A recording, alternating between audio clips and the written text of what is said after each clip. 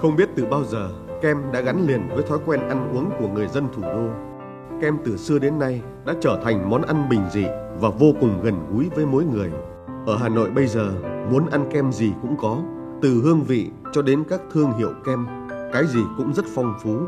Ấy thế nhưng hầu như người ta chẳng biết kem Hà Nội có từ bao giờ, hay chính xác kem được du nhập vào Hà Nội từ khi nào. Thế nhưng có một điều chắc chắn, kem phải có sau khi nhà máy điện ra đời.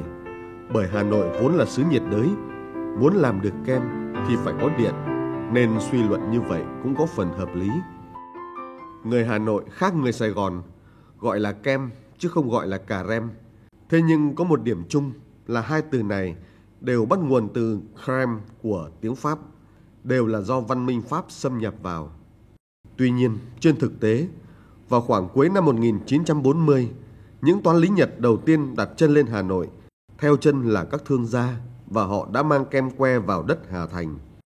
Cửa hàng kem que đầu tiên ở Hà Nội nằm cạnh sàn giao dịch vàng Techcombank hiện nay, và chủ cửa hàng là một người Nhật có tên là Sato. Kem que từ dạo ấy trở đi đã bước vào đời sống ăn uống của người dân Hà Nội và ngày càng trở nên phổ biến hơn. Bên cạnh đó, thứ kem được thịnh hành lúc bấy giờ là kem cốc. Loại kem này lại do người Pháp mang đến Việt Nam. Nghe nói rằng quán kem cổ nhất ở Hà Nội có tên Zephyr, nghĩa là gió nhẹ, nằm ở mạn bờ hồ.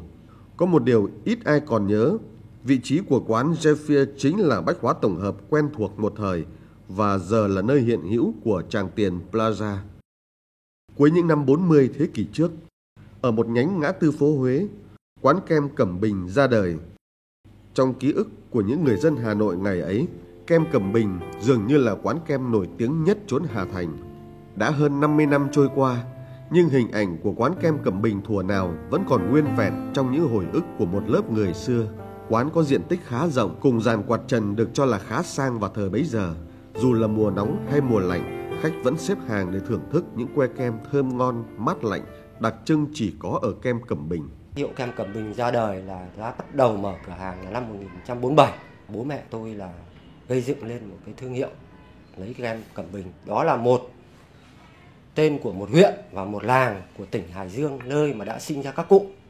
Kem Cẩm Bình thì có từ lúc ý là nổi tiếng với lại hai loại kem que. Một là kem cốm nguyên hạt, thứ hai là cái kem sữa dừa. Sữa dừa là trắng mà lại ăn thì bùi. Còn kem cốm thì cái hạt cốm nó điểm vào nó xanh trong cái lòng que kem và nó có mùi hương vị riêng của cái hương nếp miền đồng quê. Đấy là đặc trưng của kem Cẩm Bình là kem que. Còn kem cốc nay gọi là kem cốc, trước gọi là kem quả.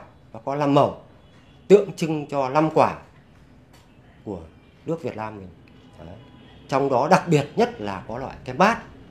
Vỏ thì làm bằng bánh quế mỏng và giòn, quện với cái kem cốc, vừa xốp lại vừa mát, ăn vào nó một cái vị riêng mà để lưu mãi trong lòng người dân Hà Nội lúc bấy giờ. Máy làm kem thời đó do người Pháp để lại. Máy có kích thước khá lớn, chạy bằng ga Amonac, khuôn kem làm bằng ống đồng, có phễu đổ. Và mùa hè, máy phải chạy liên tục mới có thể đáp ứng đủ nhu cầu cho khách hàng. Trung bình một ngày máy sản xuất ra 1.600 que kem. Nghe các cô các bác kể lại, tôi được biết Hà Nội ngày ấy cũng có nhiều quán kem, nhưng nổi tiếng chỉ vài ba hiệu. Ngoài kem Cẩm Bình ở 56 phố Huế, kem Hồng Vân, Long Vân ở mạn bờ hồ cũng là một thương hiệu kem rất được ưa chuộng. Kem Hồng Vân, Long Vân là cửa hàng kem khá lớn, ngụ ở dãy nhà đối diện vòi phun nước bờ hồ bây giờ. Qua thời gian, dãy nhà giờ đã thành chuỗi nhà hàng và cà phê sang trọng ở đất Hà Thành. Hiệu kem nổi tiếng vẫn hoạt động và được ưa chuộng đến ngày nay. Nổi bật hơn cả phải kể đến kem Tràng Tiền. Ra đời từ năm 1958, thương hiệu kem Tràng Tiền luôn có vị trí nhất định trong lòng người dân thủ đô và đã trở thành một nét đặc trưng của Hà Nội. Bất kể xuân hạ thu đông, đi ngang qua địa chỉ 35 Tràng Tiền, người ta luôn thấy nườm nượp người xếp hàng mua kem và đứng ăn kem. Kem Tràng Tiền được làm từ những nguyên liệu tự nhiên, đơn giản nhưng rất thật vị và thơm mát. Hương vị đặc biệt kèm theo sắc màu đa dạng. Những que kem mát lạnh và ngọt ngào tan ra nơi đầu lưỡi, thấm vào đến tận từng vị giác. Qua mấy chục năm phát triển, giờ đây kem Tràng Tiền đã cải tiến thành dây chuyền sản xuất, đóng gói và phân phối kem hiện đại. Mỗi ngày sản xuất ra hàng nghìn que kem với các vị kem quen thuộc, đưa hương vị kem Hà Nội đến với mọi miền trên đất nước.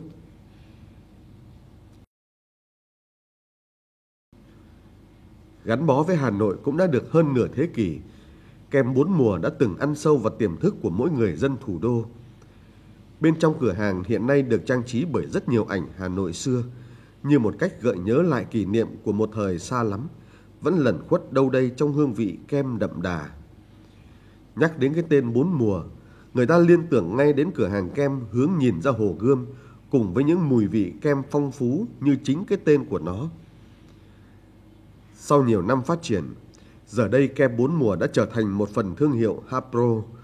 Chuỗi cửa hàng kem bốn mùa cũng được mở rộng thành các nhà hàng sang trọng với món ăn Âu Á đủ cả. Thế nhưng người ta vẫn nhớ đến kem bốn mùa với những vị kem nhiệt đới. Một ly có đủ 4 màu tượng trưng cho 4 mùa của Hà Nội từ xưa đến nay. Đất nước ta đang phát triển, thủ đô cũng đang ngày càng đổi khác. Có những điều không còn tồn tại nhưng dường như không bao giờ có thể lãng quên. Một phần trong số đó chính là những hương vị kem Hà Nội thuở nào. Những hương vị kem đã gắn liền với nét văn hóa của đất Hà Thành, đã in sâu trong tâm trí của một lớp người dân Hà Nội, để gợi nhớ về một Hà Nội xa xưa, thiếu đói, gian khổ, nhưng thân yêu biết mấy.